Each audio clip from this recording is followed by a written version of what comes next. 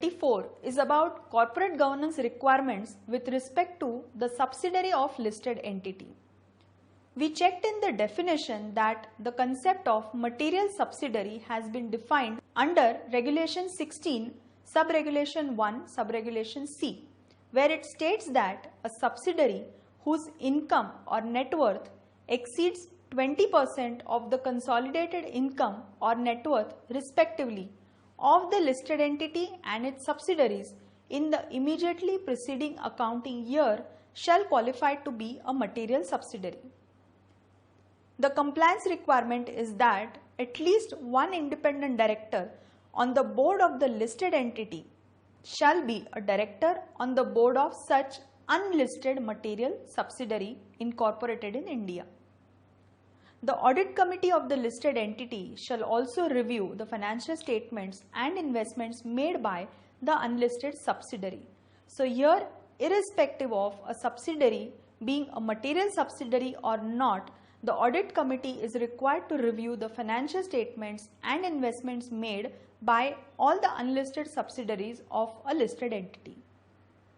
Similarly, minutes of meetings of the board of the unlisted subsidiary shall be placed at the meeting of board of the listed entity.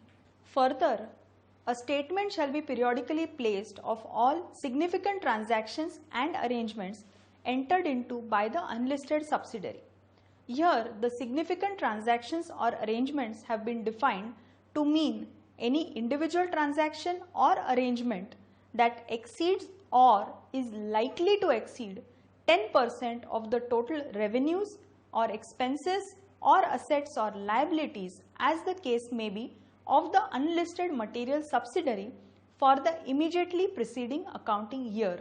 So, any such transactions which are exceeding or likely to exceed the prescribed threshold, such statement shall be periodically placed before the board of the listed entity. The listed entity shall not dispose of shares in material subsidiary resulting in reduction of its shareholders, shareholding to less than 50% or cease the exercise of control over the subsidiary without passing a special resolution.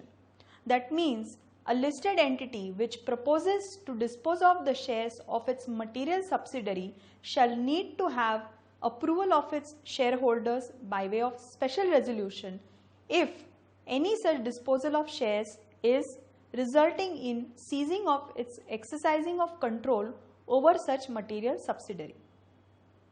Further, if there is any selling or disposing or leasing of assets of more than 20% of the assets of the material subsidiary during the financial year, similarly, prior approval of shareholders by way of special resolution is mandatory, unless this transaction is under a scheme of arrangement which is duly approved by the tribunal. It is important to note that if at all a listed entity has a subsidiary which is also a listed entity and which has further subsidiaries, all these requirements shall only apply to the listed subsidiary and not again to the main listed entity, which is the holding company. So that means company A is holding company which is listed, company B which is a subsidiary, which is a material subsidiary of company A and which is also listed, and there are company C, D and E which are material subsidiary of company B. All these requirements of material subsidiary shall apply to company B and not company A, which is again a holding company of company B. 5 is about obligations with respect to independent directors. We all know that independent directors concept was prevalent under the listing agreement or the corporate governance requirements under the listing agreement. Now it has also been prescribed under Companies Act. However, again there are certain stricter norms which have been prescribed for the independent directors under the listing regulations, which states that an independent director cannot be an independent director in more than 7 listed entities. So where under the Companies Act there is a limit of directorships in 20 companies, of which only 10 can be public companies, of which further a director cannot be an independent director in more than 7 listed entities. Further, any whole-time director in any listed company can be an independent director in other companies but not more than 3 such listed entities. The reason behind it is a whole-time director in one company is expected to devote most of his time and focus for such company where he is a whole-time director. That is why his expertise or his advice shall be useful for other companies as an independent director, but that should not exceed more than 3 companies so that his attention is not diverted from the company where he is the whole-time director. Maximum tenure of independent directors is now prescribed in accordance with Companies Act 2013. There was some discrepancy in the maximum tenure provided under the earlier clause 49 and now it has been synchronized in accordance with Companies Act 2013. As also required under the Companies Act, the listing regulations also prescribe that the independent directors shall have at least one meeting in a year without the presence of non-independent directors and the members of management. In such cases, the independent directors are required to review the performance of the executive directors, of the chairperson, and also to assess the quality and quantity of the information and timeliness of supply of information being provided by the management. An independent director shall be liable for acts of omission or commission occurred with his knowledge attributable through board processes. So friends, we need to understand what does board process mean. Board process is typically the notice issued by the board, the agenda and the minutes. So if a director has access to all the information through agenda, if at all there is no sufficient information, he has right to ask for such information and then make his decision and comply with the requirements. If at all he fails to do so, he can be held liable for any such act of omission or commission through such board processes. So when a director has agenda accessible to him as well as the minutes of the meeting accessible, then it is his responsibility to raise right questions, understand and then follow a proper decision for the board. Further, an independent director where he had not acted diligently with respect to the provisions contained in this regulations, then he shall be held liable. Now we have seen that there have been various corporate wars where some of the family directors or non-family directors have been disputing on the corporate governance requirements. Here again the role of independent directors is important as to whether they acted diligently and whether they followed the required procedures for corporate governance while arriving at any proper decision taken by the board. If at all any vacancy is created by resignation, death or removal of independent directors, the requirement says that new independent director shall be appointed within 3 months or at the next meeting of the board, whichever is later. So at the maximum, the company can get a period of about 4 months to appoint the next independent director in case of any vacancy caused by the resignation, death or removal of independent director. However, it is important to note that even after the vacancy of such independent director, if the company still fulfills the criteria or requirement of independent directors on the board without filling such vacancy, then there is no particular requirement to fill up such vacancy and it can continue to have the existing board of directors as the proper composition of board to comply with. The independent directors are to be familiarized through various programs about the listed entity covering the nature of industry, business model, their roles and responsibilities as independent directors. This is very much important for the new independent directors being inducted on the board where they may not have proper knowledge of the regulations, their roles and responsibilities apart from gaining additional information about the nature of industry in which the company operates or its business model. That is why such requirement has been prescribed under the listing regulations. As prescribed under the listing regulations, the maximum tenure of independent directors is now in accordance with Companies Act 2013. Now, earlier in terms of clause 49, there was a slight interpretational discrepancy which has now been clarified, and now the tenure of independent directors shall be in accordance with Companies Act 2013. So that means as per section 149, an independent director who is appointed after 1st April 2014, that is enactment of the section, will be an independent director for a maximum term of 5 years in one term and 2 such terms, that is 10 years in totality. Further, there will be a cool-off period of 3 years, and then the independent director can be again eligible to be appointed as an independent director. Here we can note that under the Companies Act 2013, any directorship position held by such director prior to 1st April 2014 is not counted for the fresh term of 5 years, and hence any such appointment further to 1st April 2014 will only be considered. However, we can note that the term is 5 years maximum. That is why if at all an independent director is appointed for 3 years in first term and let's say another 3 years in next term, then he will not get any further timeline of the remaining 4 years. So if an independent director is appointed for a term of 3 years in the first term and another 3 years in the second term, he cannot claim the balance 4 years which are applicable as per the section 149 requirements.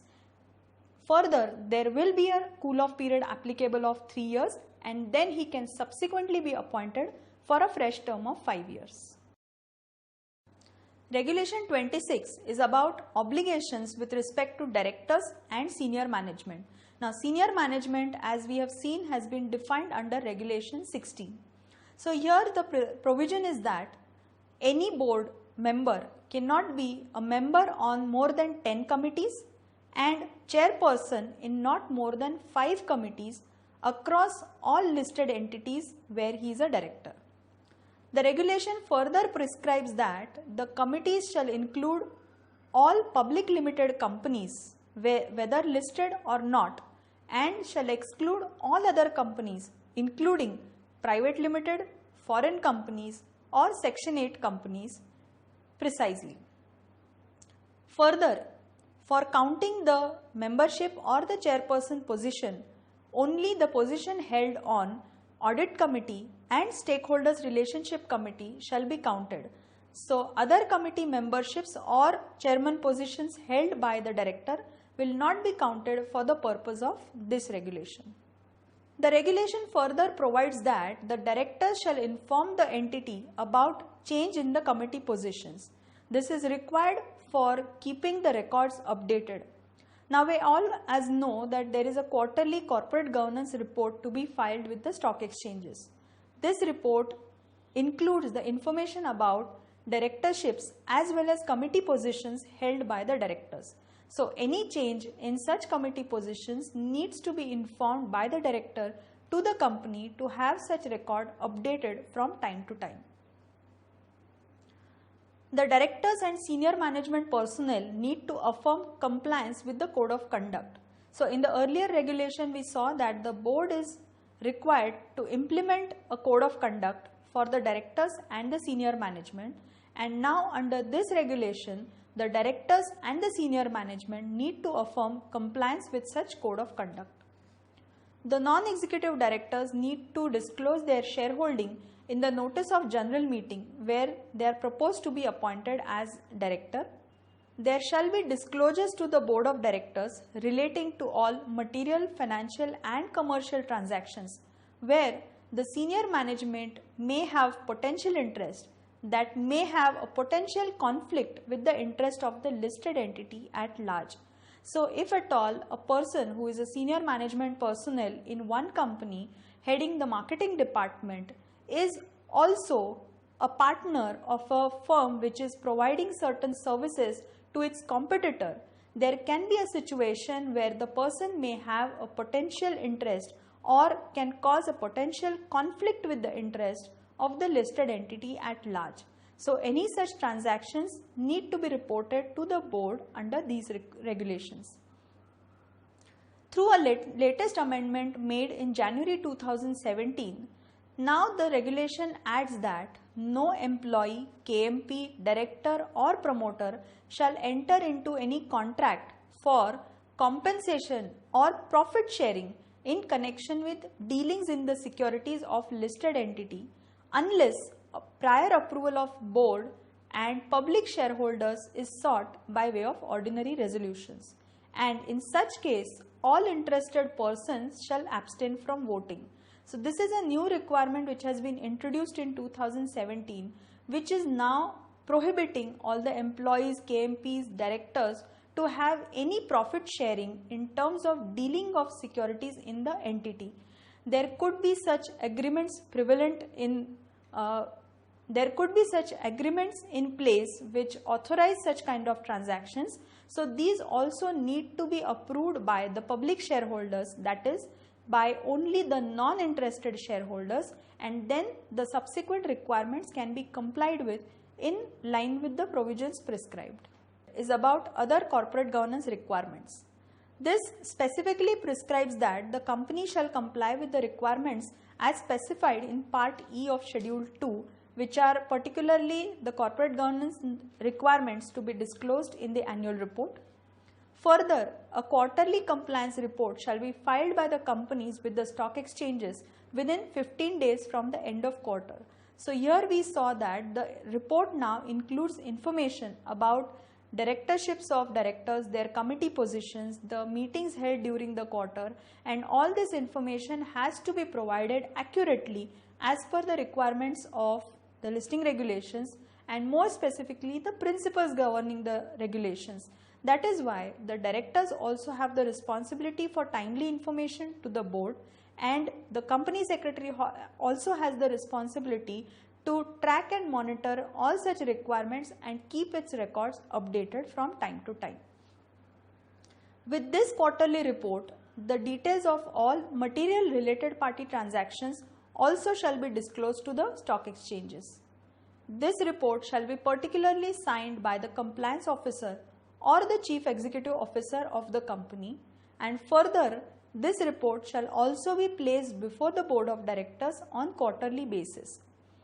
Earlier this was a physical filing required, and subsequently with the electronic platform now an XBRL format has been prescribed where all this information is captured across the listed entities for proper tracking and monitoring.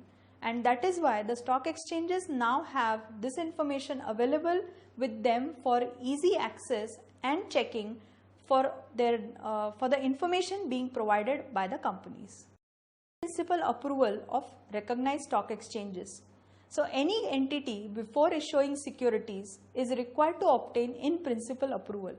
What do we understand by in principle approval is a basic go ahead for the transaction before actually complying with the nitty-gritties of the regulations.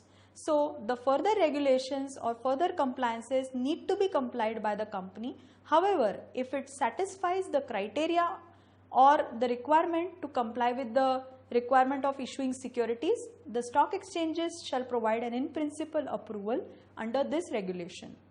However, this will not be applicable in case of securities issued pursuant to a scheme of arrangement for which no objection letter has been obtained from the recognized stock exchange in accordance with regulation 37. So we will just check what is the requirement of no objection letter when we discuss about regulation 37. However, at this point we need to know that if at all the securities are to be issued pursuant to such scheme of arrangement, the requirement of in principle approval shall not apply.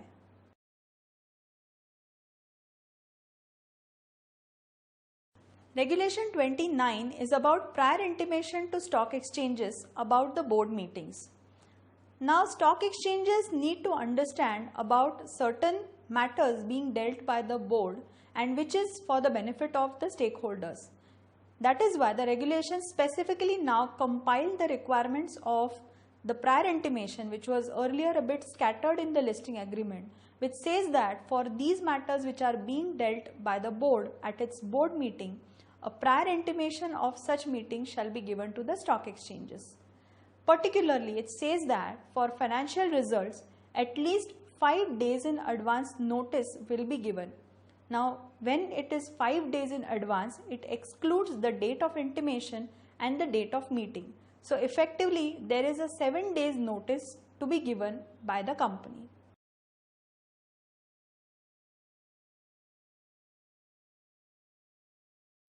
Further, in case of proposal of buyback of securities, proposal of voluntary delisting, or if there is any fundraising by way of further issue, public offer, rights issue, ADR, GDR, or for determination of issue price, or in case of declaration or recommendation of dividend or issue of convertible securities, or in case of declaration of bonus, a notice of at least 2 working days will be required to be given to the stock exchanges.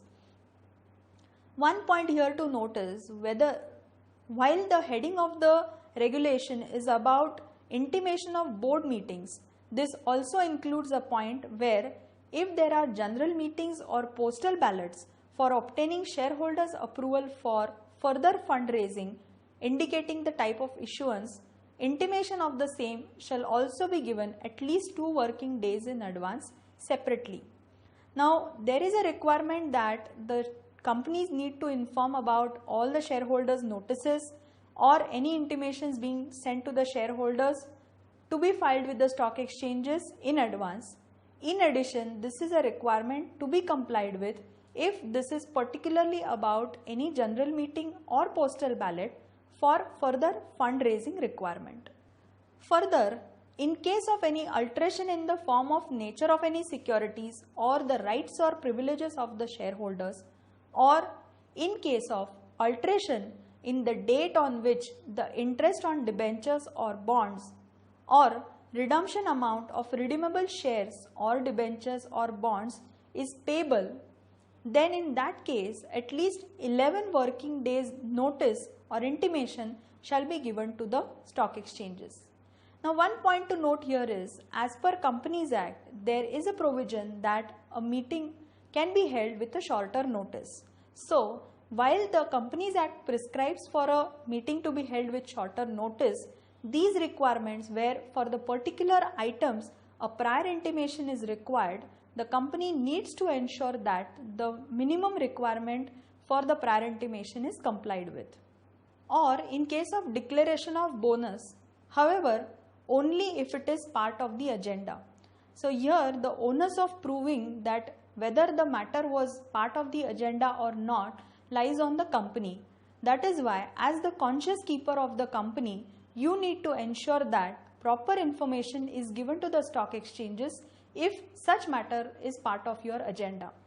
Now, we have seen that such information, if it is hidden, subsequently informed to the stock exchanges, can have price manipulation impacts, and that is why the requirement has to be fulfilled in letter and spirit whether the item was part of the agenda or not, and accordingly the intimation was given to the stock exchanges. The decision